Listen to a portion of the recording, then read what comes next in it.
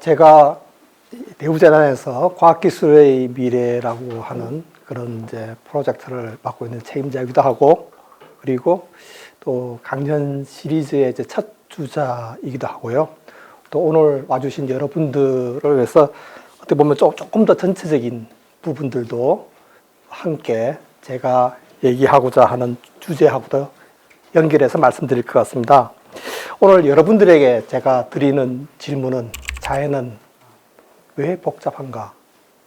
사실은 과학자로서는 어떻게 복잡한가? 하는 부분입니다. 이게 뭐 난류에서 찌르르기 때에서 어떤 반딧불의 번쩍임, 그리고 뇌의 신경망, 그리고 기후 어떤 시스템이 이르기까지 사실 다양한 자연과 세상에서 발현되는 그런 복잡한 패턴을 어떻게 읽을까 하는 이런 부분에 대한 좀 통합적인 접근이 복잡계 과학이라는 것을 기반으로 해서 여러분들에게 좀 소개해드리고자 합니다. 사실 이제 인간의 호기심은 이제 우리가 이제 본성이라고 그러죠. 새롭고 신기한 것을 좀 좋아하고 또 모르는 것을 또 알고 싶어하는 그 욕구.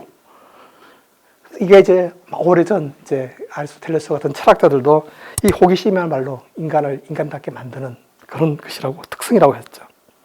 사실 이제 이렇게 우리가 지식을 추구한다는 것, 특히 이제 설명할 수 있는 지식을 추구한다는 것은 정말 더 많이 알고, 어떤 그런 욕구를 계속해서 불러일으키죠. 그런 것들이 연쇄작용이 끊임없는 과학기술의 진보를 이루기도 하고, 그리고 또 이를 예측하고 제어하고 또 활용하려는 그런 이제 인류의 노력들이 하여튼 기술 혁신과 축적이 이루어져서 인류의 첨단 과학기술 문명, 즉 우리가 누리는 이 문명을 갖다 사실은 가능하게 만들었죠. 이런 지식이 사실은 큰 이제 마법을 이제 부리는 것입니다. 대표적인 사례, 여러 가지 있지만 한 가지인데 이런 스마트폰, 이제 특정 제품의 폴더라는 제품인데, 제가 이제 홍보맨은 아니지만 사실 이것이 이제 우리가 20세기 초에 우리가 원자 세계에 대한 양자, 어떤 진보, 이제 거기 세계를 이제 발견하고 그걸 진보시킨 물리학의 진보에서부터 시작을 해서 더 나아가 이러한 세계에 대한 우리 지식을 우리가 축적을 하고, 그리고 이것들이 정보 통신 기술도로 또는 확장해 왔고, 그 결과 우리 삶이, 우리 미래가 바뀐 거죠. 그러니까 이 지식은 우리 인간을 어떻게 보면 변화시킬 뿐만 아니라 또 인류는 또 이런 지식으로 또 우리 세계를 또 이제 변화시킬 수 있는 힘이 보여왔죠. 사실 우리가 이제 궁금한 부분들이 그 개인 인간뿐만 아니라 또 하나의 지구촌 우리가 공동체로서 우리 인류도 궁금하죠. 우리의 미래는 어떤 미래가 우리 앞에 서 있느냐. 사실 이를 예측하는 것은 물론 쉬운 일은 아니지만 우리 미래의 삶이 이 스마트폰의 예에서 봤듯이 이것이 결국 우리의 지식의 진보에 달려있다는 것을 우리가 깨닫고 있는 것이죠. 사실 이를 주로 탐구하는 학문이 자연과학이었죠. 그래서 자연과학을 통해서 당연히 우리는 이 과학의 미래에 관심을 가져야만 되고 가질 수밖에 없는 것입니다. 한편 우리 인류는 좀 더 나은 세계, 나은 세계가 어떤 의미가 가진지는 사람마다 여러 집단마다 다르긴 하지만 그런 미래에 살기를 원하는 그런 욕구를 가지고 있습니다. 그런 세계도 사실은 우리 인간의 지식 기반으로 우리가 창조가 되고, 또 이것이 또 우리는 우리 생존을 넘어서 지속 가능하기를 이제 바라고 있습니다. 사실 어떻게 보면은 이게 결론적인 부분일 수도 있는데, 우리 이제 이 과학기술과 인류는 그 미래를 향하는 데 있어서 사실 공진화해야 되는 부분이 있고, 그 미래가 어떻게 될지 사실 지금 이 순간에 우리는 궁금할 수밖에 없습니다. 이 자연과 세상에 대한 그 이해, 그리고 또 인간, 그리고 우리 인류 공동체에 대한 그런 데서 성찰이 함께 요구되면서 이를 위해 더 많은 또 과학기술과 또 인문사회과학의 대화가 필요하기도 합니다. 과학자란, 사실 아리스토텔레스가 의하면 과학자는 천재가 아닙니다. 물리라지만 물리학자지만 천재는 아니고, 다만 다른 사람들보다 호기심이 조금 더 많을 뿐입니다. 우리 인간은 늘 이 주변 자연과 세상에 대한 궁금함이 있었습니다. 그러니까 질문을 던지죠. 많은 질문들 중에 좀 더 과학에 가까운 질문들은 우리 주변의 세상, 자연과 세상은 물질 세상들은 무엇으로 이루어지고 어떻게 또 상호작용하는가, 이를 추구한 데서 양자역학의 진보나 또 원자 세계의 이해나 그리고 이제 물질의 하여튼 발전이 이제 있었습니다. 그리고 또 생명, 그리고 또 인간이란 무엇인가라 이런, 그리고 또 어떻게 작동하는 이런 근원적인 질문들이 우리가 이제 바이오 사이언스나 그리고 이제 뇌과학의 발전과 연동이 되고, 그리고 제가 오늘 여러분과 같이 나누고자 하는 자연과 세상은 어떻게 이 복잡한 패턴들이 만들어지고, 그리고 이것들이 우리가 어떻게 해서 그것이 적응하고 진화하는가, 이런 이슈들은 이제 복잡계 연구하고도 이제 관련이 됩니다. 사실 이제 이 과학에서는 이제 좀 어떻게 보면은 사소해 볼 수 있는, 하지만 위대한 이런 질문 또는 그 상상에서부터 시작을 하고요. 그리고 이게 과학적 방법론을 접목하는 거죠. 그러니까 우리 추론을 하든지 모델링을 하든지 또는 예측을 하고 또 관찰을 하고 또 그걸 검증을 하고, 이런 부분들이 어떻게 보면은 이제 여기다 사실은 이제 자연과 세상에 대한 조금 우리가 이제 우리 경의를 우리가 좀 존중하는 태도, 그리고 이 과학적 방법을 적용하면서 우리가 끊임없이 그 노력하는 거, 그 오랜 숙성의 과정, 그 인내, 집념, 거기에 어느 정도의 이것들이 이제 축적되면서 어떤 진보를 수다는 어느 정도의 그 낙관론, 이런 것들이 이제 합쳐져서 오늘날의 과학 진보가 이루어졌고 앞으로도 이루어질 것이라는 겁니다. 사실 위대한 과학자들도 어떻게 보면 불행하게도 가끔 이렇게 회의론에 빠지기도 해요. 그러니까 이제 이 리차드 파인먼 같은 그 1965년에 노벨상을 수상하셨던 그분만 하더라도 사실은 이제 지금부터 한 40년 전 1985년에 과학은 그 미션을 이미 완수했다라고 주장을 했어요. 그러니까 미국 대륙은 한 번만 발견되지 여러 번 발견되는 것이 아니다. 하지만 그 후에도 이제 물리학을 포함한 이 과학의 진보는 끊임없이 이루어져 왔고, 그리고 그런 것들이 여러분들이 또 이제 이 강연 시리즈에서 듣게 될 양자혁명이나 또는 바이오, 그리고 이제 AI 인공지능의 시대, 이런 부분들은 그 당시에는 예측하지 못했죠. 지금은 사실은 몇몇 분들이 얘기하는 과학의 종말이 아니라 사실은 지금 과학의 새로운 출발점 앞에 서 있다. 그리고 여러분은 이 시대에 태어나 할 일이 많습니다. 이제 복잡계에 대해서 말씀드리면, 이건 지금부터 3년 전에 이제 노벨 물리학상이 처음으로 이제 복잡계를 명시하고 그 분야에 주어졌습니다. 사실 노벨상은 여러분들도 잘 알지만 과학의 혁명적인 진보에 주어진 상이죠. 이 복잡계라는 분야는 사실은 그 이전에도 꾸준히 수많은 학자간 분야에서 연구를 기여하고 왔었는데, 어떤 면에서는 이게 좀 어느 정도 이제 인정을 이제 사실은 받기도 하고, 또는 복잡계 시대가 더 본격적으로 이제 도래하기 시작하는 거 아니냐 하는 그런 하나의 징표를 이제 보여주기도 하죠.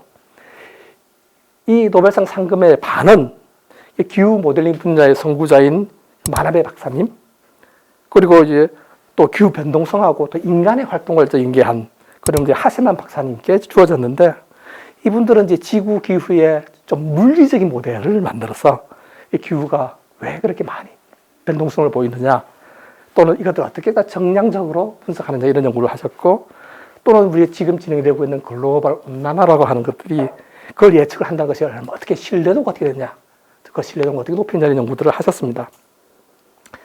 나머지 반은 파리시 교수님한테 주어졌는데, 이분은 원자부터 천체까지 다양한 복잡계 물리 시스템을 연구를 하셨어요. 그러니까 좀 더 저에 가까우신 분인데, 그러니까 근본적인 이론적인 물리를 수행하셨지만, 그분들이 이제 하신 부분들이 결국은 이것이 앞서 언급된 이제 우리 이 지구 기후 시스템의 문제들과 연동이 돼 있고, 특히 이제 무질서, 질서, 요동의 여러 가지 상호관계들에 대한 새로운 어떤 질문과 또 해석을 또 내놓으셨습니다.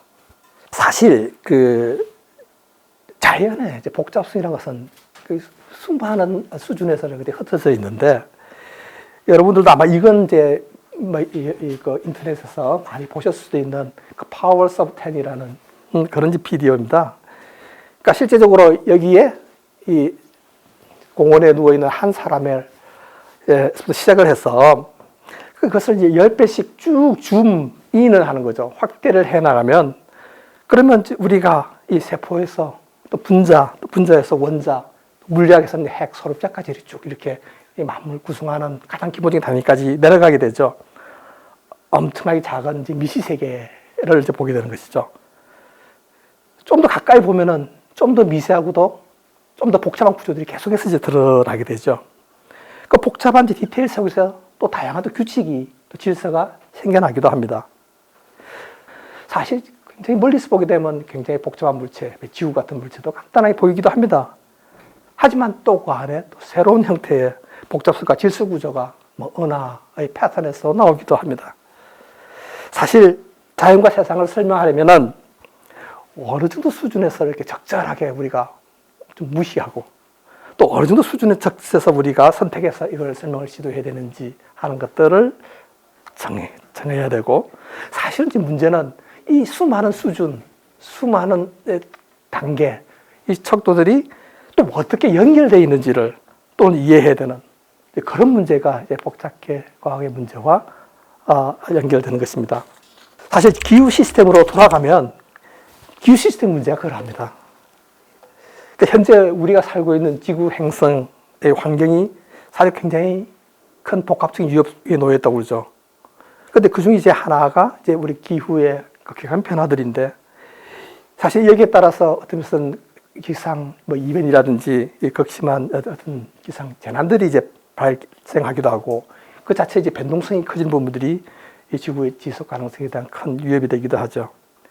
사실 더 미래로 갈수록 우리가 살고 있는 이 지구의 시스템은 더 복잡하고 더 격변하는, 그러면서 사실 더 비예측적인 모습을 보여줄 거라고 많은 과학자들이 얘기하고 있어요. 사실 그런데 이 기후 시스템을 우리가 이제 이해하고 또는 우리가 이제 관측하는 사실을 적절한 수준에서 우리가 설명을 하려면 그러면 어느 정도 이제 디테일이 요구될까? 사실 이 지구 시스템은 물론 그 안에 인간도 살고 있고 인간의 영향도 나중에 굉장히 중요하지만 이루는 이제 공기, 대기, 공기의 분자라든지 또는 이제 바다, 물의 분자라든지 이런 것들이 엄청나게 많은 됐습니다. 그 많은 양들이 흔히 우리가 얘기하는 물리에서 얘기하는 그 아보가드로 수만큼 여러분 상상할 수 정도로 많은 것들이 이루어져 가지고, 근데 우리가 이 모든 공기 분자, 물 분자들의 운동을 사실 추적해야 될까? 사실 이제 앞서 이제 노벨상 수상자들은 이 기후 시스템의 전 지구, 지구 전체를 관할하는 이제 모델을 만들었다고 했잖아요. 그 모델은 이 지구 전체를 격자로 나눈 겁니다. 적절한 수준으로 나눠서, 그래서 어떤 적절한 수준의 이제 현상들, 적정한 크기의 현상들을 이제 보려고 하는 것들인데, 이것이 굉장히 이제 오래된 사실 난제입니다.